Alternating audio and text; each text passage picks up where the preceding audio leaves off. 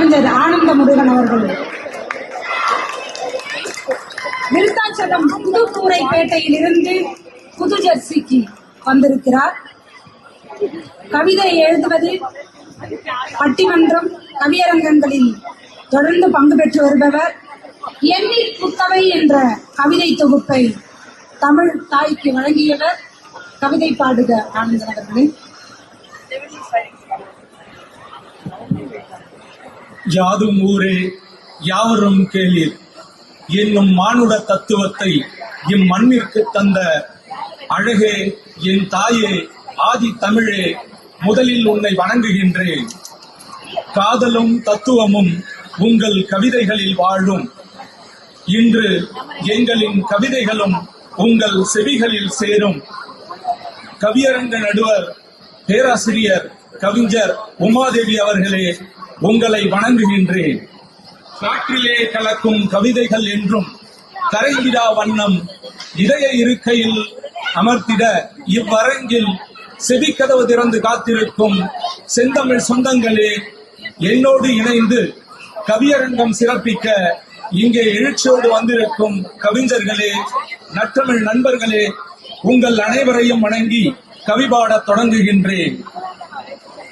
தாய் தந்தை தனியே விட்டு, தடம் பதித்த மண்ணை விட்டு, உசுரான உறவை விட்டு, குடிகாத்த குலசாமி விட்டு, வசதியான வாழ்வை தேடி சொந்த மண்ணின் வாசம் சுவாச பையில் நிறைந்திருக்க அலைபாயும் அந்நிய தேசத்து கனவுகளோடு ஒரு விமான பயணம்.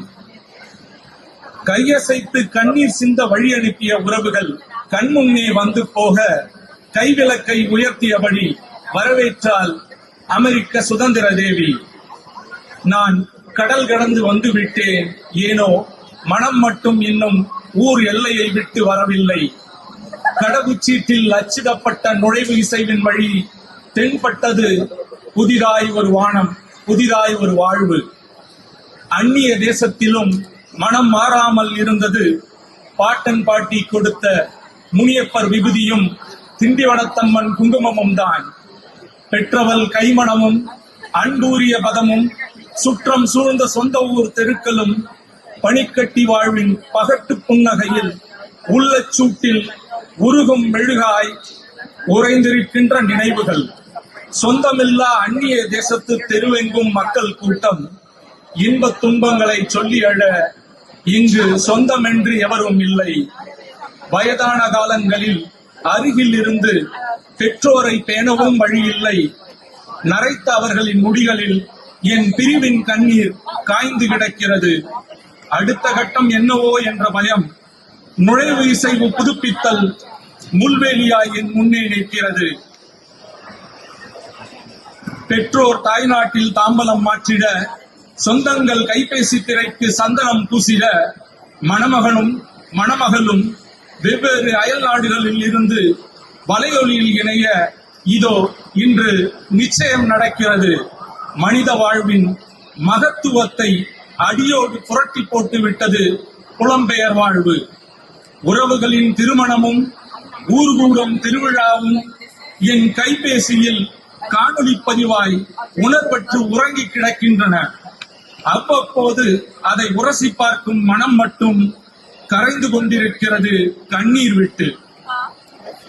தாய் தந்தை இறுதிச் சடங்கிற்கு கூட செல்ல இயலாமல் இங்கு பிள்ளைகளின் மனம் கண்ணீர் வடிக்கிறது தினம் தினம்.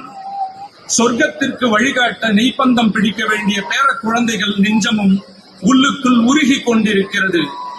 குலசாமி கோயில் மரத்தில் சீட்டெழுதி கட்டி வைத்த கனவுகளுக்கு தினம் தினம் கணினி திரையில் விடை தேடிக் கொண்டிருக்கின்றேன். கனவு இல்லம் கண்டபோதும் கவலைகள் மட்டும் குறையவில்லை.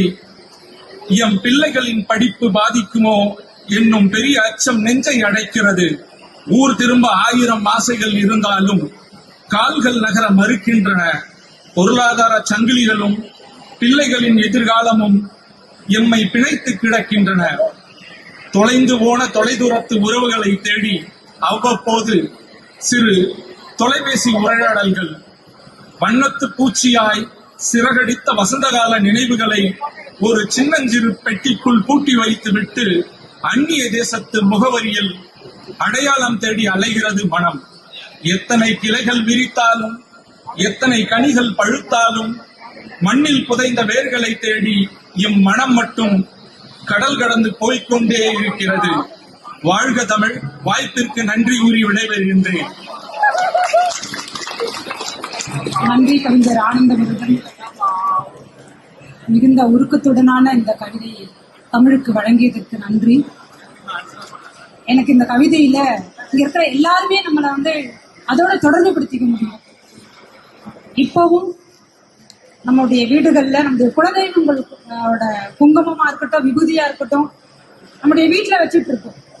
அதை இந்த நொடியில் எல்லோருடைய நினைவுகளிலும் விதைத்து சென்றிருக்கிறீர்கள். பாட்டன் பாட்டி கொடுத்த முனியப்ப விபூதியும், திண்டிவனத்தம்மன் குங்குமம், தாயின் கைமணம் என்று உரைய வைக்கும் நினைவுகளை அரங்கம் முழுதும் பரப்பிவிட்டு சென்றிருக்கிறீர்கள். நன்றி உங்களுக்கு.